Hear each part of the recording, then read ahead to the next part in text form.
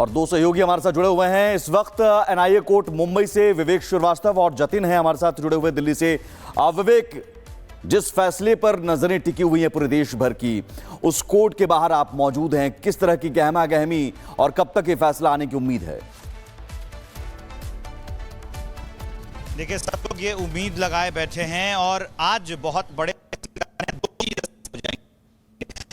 उस समय भगवा आतंकवाद की थियरी पूरी ये कि जो उस समय एटीएस को जांच सौंपी गई थी, एनसीपी और कांग्रेस की सरकार थी, उस समय मुख्यमंत्री थे विलासराव देशमुख, तो उस समय जो अलग एक थ्योरी गढ़ने की कोशिश हो रही थी वो कितनी सच थी, एटीएस की जांच में और एनआईए की जांच में अंतर कैसे था। हमारे साथ सहयोगी सत्यप्रकाश भी है, उनसे ही बातचीत करेंगे। एक बार तस्वीरें देख लीजिए, सबको ये कोर्ट खुलने का इंतजार है, पूरी मीडिया आ चुकी है और आज ये बात तय होनी है कि आखिरकार 2008 में जो एटीएस ने मकोका लगाया था, फिर एनआईए ने जांच के दौरान उसे हटा दिया, अब आखिरकार उसके पीछे के कारण क्या है, कोर्ट इस पर भी कमेंट करेगा और बहुत सारी चीजें क्लियर हो जाएंगी। क्यों सत्यप्रकाश, जो एनआईए अपने चार्जशीट में चीजें लिखती है और उसके बाद वो कुछ लोगों को क्लीन चिट दे देती है और कहती है कि उचित सबूत नहीं मिले, एटीएस को सबूत मिले थे, लोग कह रहे हैं जो उसमें आरोपी थे वो कह रहे हैं कि हमसे जबरन बयान दिलवाए गए, ये सारी चीजें साफ हो जाएंगी। काफी अहम दिन है आज।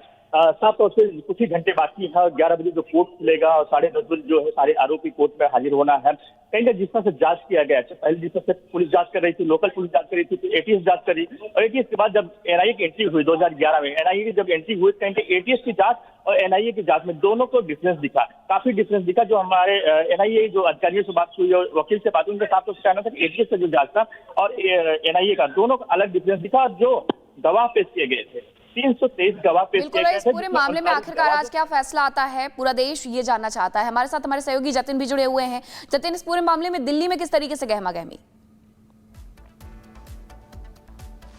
बिल्कुल, देखिए, सभी की नज़र यानी कि पूरे देश की नज़र इस मामले पर है, क्योंकि भगवा आतंकवाद का नाम 2008 में पहली बार तब सुनाई दिया जब साध्वी प्रज्ञा का नाम उसमें सामने आया। हालांकि वो बेल मिली और एनआईए इन्वेस्टिगेशन बता रही है कि उस समय जो एटीएस ने जांच की थी उसमें काफ़ी लूपहोल थे, लेकिन मेरी मौजूदगी असदुद्दीन ओवैसी के घर के बाहर है, उनसे इस मामले में बात करना बहुत ज़रूरी है, क्योंकि अक्सर भगवा को लेकर, हिंदुत्व को लेकर ओवैसी बहुत ज़्यादा मुखर रहे हैं और इस मालेगांव ब्लास्ट को लेकर भी उनकी एक अलग प्रतिक्रिया शुरुआत से रही है। लेकिन इस केस के ट्रायल को जब आप देखेंगे तो समझ पाएंगे कि 36 ऐसे गवाह हैं जिन्होंने अपने बयान बदले और कोर्ट में उन्होंने ये बताया कि बंदूक की नोक पर उन्हें बयान देने के लिए उकसाया गया, मजबूर किया गया और इसी को लेकर कोर्ट में खासी नाराजगी भी जब ट्रायल चल रहा था उसमें साफ तौर पर देखी गई। 300 से ज्यादा गवाहों के बयान जो है वो इस पूरे मामले में लिए गए हैं, लेकिन आज जब फैसला आएगा तो कहीं ना कहीं बिल्कुल जतिन, और नजरें दिल्ली से लेकर मुंबई और भोपाल तक पूरे देश की नजरें टिकी हुई हैं।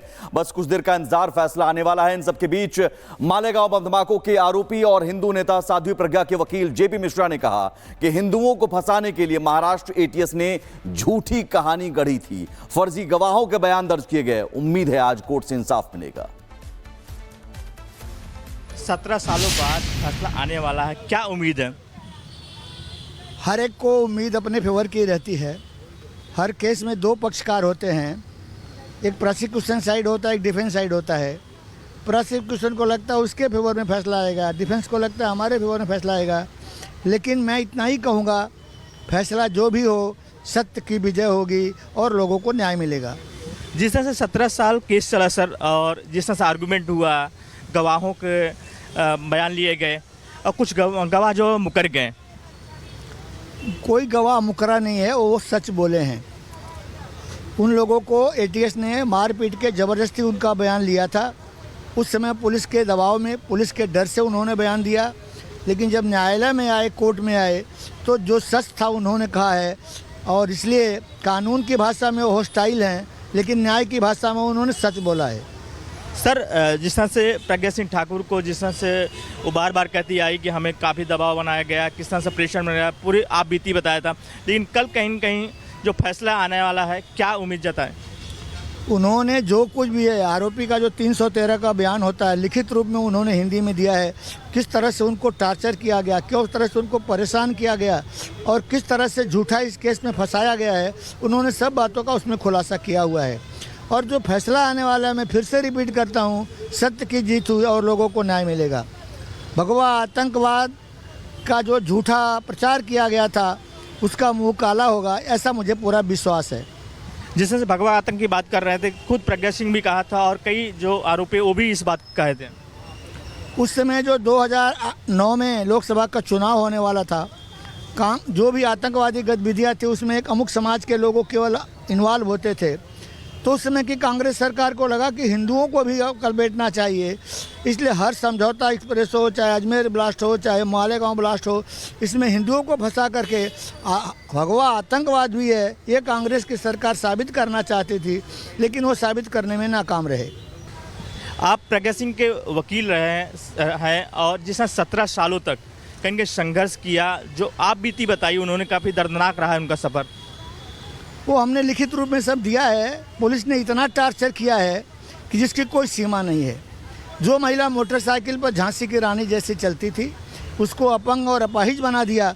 ये एटीएस की कारतूत है, एटीएस के काले कारनामे हैं। ये 17 साल तक चला, ये पूरे केस की सुनवाई हुई और 17 साल बाद कहेंगे ये फैसला आने वाला। ऐसा है कि 17 साल नहीं, 2008 में होने के बाद जब पुलिस ने मकोका लगा दिया तो शिंदे साहब ने मकोका 2 चार्जशीट इस केस के बाद किया, इसलिए सबको डिस्चार्ज कर दिया और फिर से केस नासिक भेज दिया। सरकार ने उसका अपील किया हाई कोर्ट में। हाई कोर्ट ने बोला cognizance taken of the offence not of the offender. आरोपी लोग सुप्रीम कोर्ट में गए, सुप्रीम कोर्ट ने भी वही बात दोहराई और उसके बाद 2015 में जजमेंट आने के बाद फिर एक केस टर्न हुआ है और उसके बाद 2017 में लोगों को बेल हुआ और 18 में चार्ज फ्रेम हुआ और उसके बाद डे टू डे हियरिंग करके 2024-25 में पूरा हुआ है। तो मालेगांव बम धमाकों के आरोपी रिटायर्ड मेजर रमेश उपाध्याय कहते हैं कि हिंदू आतंकवाद का झूठा नैरेटिव गढ़ने के लिए तत्कालीन कांग्रेस सरकार ने उन्हें फंसाया था। रमेश उपाध्याय ने यह भी कहा कि सेना और हिंदुओं को बदनाम करने के लिए कांग्रेस ने बड़ी साजिश रची थी। मैं समझता हूं कि हम लोग सारे जो एक्यूज्ड हैं वो बाइज्जत बरी होंगे, एक्विटल होगा। टोटल केस फॉल्स है, फैब्रिकेटेड है और कुकटअप है। गवाहों को डरा धमका कर जो एटीएस ने कहानी गढ़ी थी, एनआईए की जांच में साबित हुआ कि आरडीएक्स उनके अफसर ने ही प्लांट किया था। हम लोगों को अपने देश में किसी भी तरह का कोई भी क्राइम करने का कोई मोटिव भी नहीं है।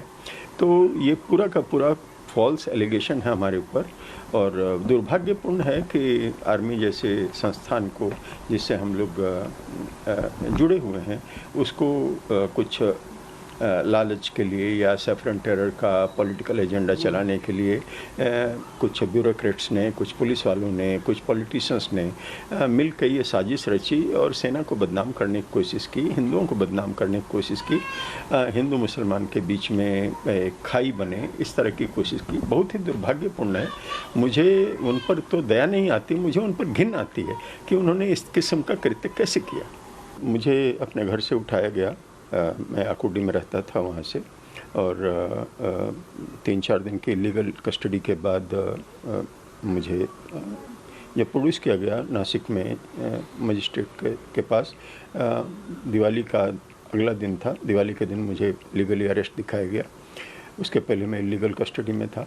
हमारा 3-3 बार नार्को टेस्ट हुआ, साध्वी प्रज्ञा सिंह का हुआ, कर्नल पुरोहित का हुआ और सरकार ने उस नार्को टेस्ट रिपोर्ट को कोर्ट में पेश नहीं किया। मैंने आरटीआई के अंडर ऑब्टेन किया और कोर्ट में जमा कर दिया। तो हमारे सारे जजों को पहले दिन से पता है कि नार्को टेस्ट रिजल्ट हमारे फेवर में है, हम लोगों ने ये गुनाह किया नहीं है। फिर भी सरकार की, उस समय की सरकार की हठधर्मिता थी कि उन्होंने हमारे ऊपर ये फॉल्स केस चलाया। चूँकि ये उनके पास कोई सब्सटेंशियल प्रूफ नहीं था, कोई सब्सटेंशियल एविडेंस नहीं था कि हम लोगों को प्रोसिक्यूट कर सके, तो इसलिए उन लोगों ने इस मामले को बहुत डिले किया।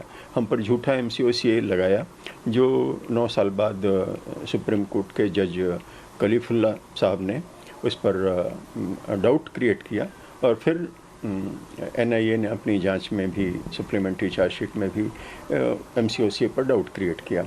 तो इसको टेरर केस कहना ही झूठ है। पहलगाम के मामले में अगर देखा जाए तो टूरिस्टों का जाना बंद हो गया, वहाँ पर दहशत फैल गई, वहाँ पर लोगों में डर व्याप्त हो गया। ऐसा कुछ इस केस में हुआ भी नहीं है। और 2006 के मालेगांव ब्लास्ट केस में जिसका उसका तो अभी तक ट्रायल भी चालू नहीं हुआ।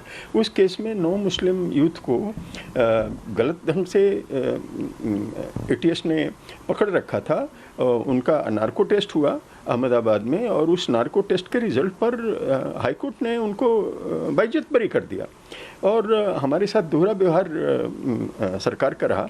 तो ये मैं समझता हूँ कि ये पॉलिटिकल केस था और हम लोग को जानबूझ के परेशान करने की कोशिश की गई।